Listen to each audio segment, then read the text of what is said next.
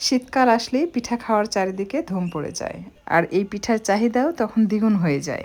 শীত মানেই পিঠা খাওয়ার ধুম, ভোরের কুয়াশা আর গরম পিঠার নেশা।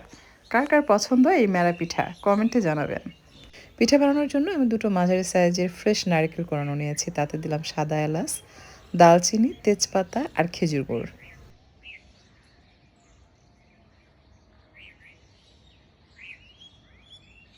স্বাদ বৃদ্ধির জন্য অ্যাড করে দিলাম 1 টেবিল চামচ, একটু বেশি হবে গুঁড়া দুধ, আর সেই সাথে 1 চিমটি পরিমাণ লবণ দিয়ে সব কিছু মিশিয়ে খুব ভালোভাবে জাল করে চুলা থেকে নামিয়ে নিতে হবে।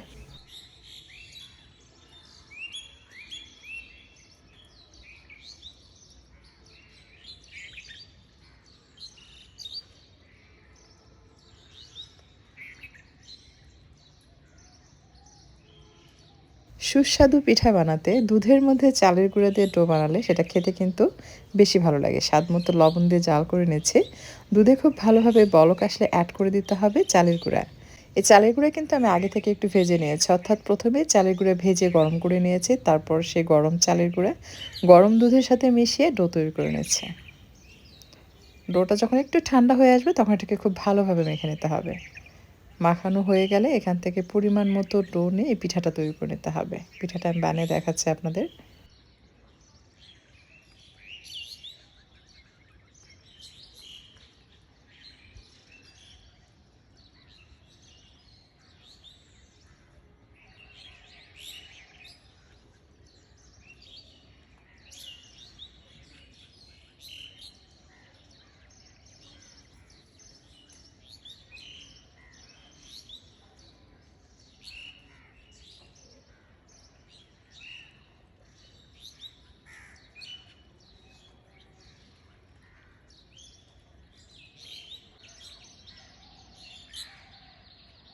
এই পিঠার শেপ কিন্তু বিভিন্নভাবে দেয়া যায়।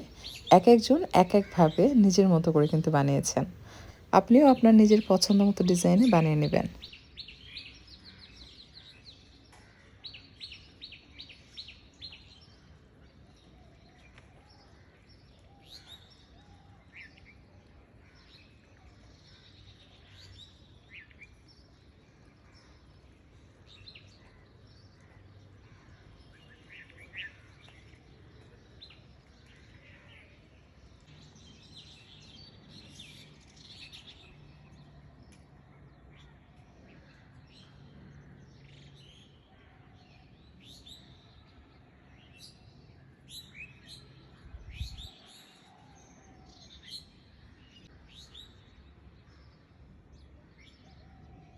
এই পিঠার রেসিপি কিন্তু অনেক বেশি সহজ, যে কেউ বানিয়ে নিতে পারবে।